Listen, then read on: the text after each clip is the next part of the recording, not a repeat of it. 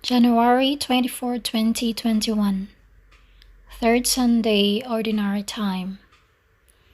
A reading from the book of Jonah.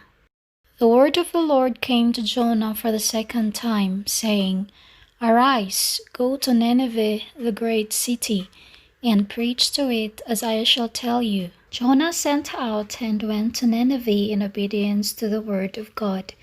Now Nineveh was a large city, and it took 3 days of journey. Jonah began to enter into the city on 1 day's journey, and he cried out and said, Yet 40 days, and Nineveh shall be destroyed. And the people of Nineveh believed in God. They proclaimed a fast, and put on sackcloth from the greatest to the least.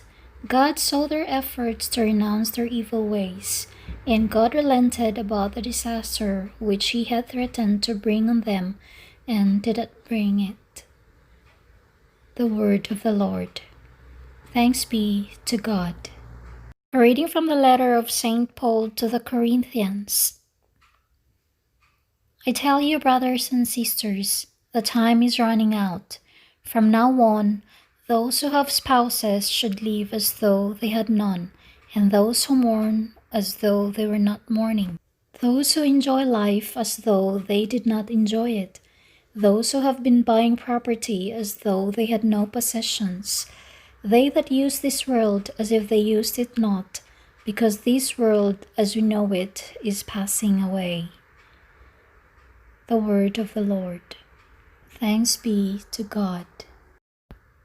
A reading from the Holy Gospel according to Mark.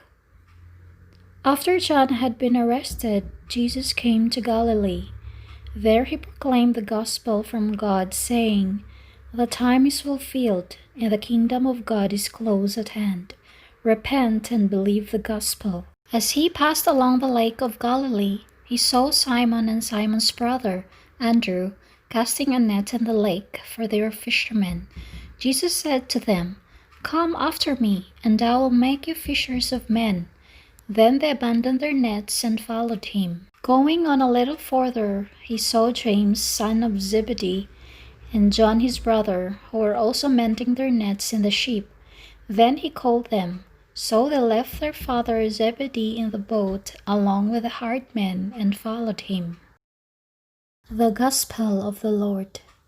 Praise to you, Lord Jesus Christ.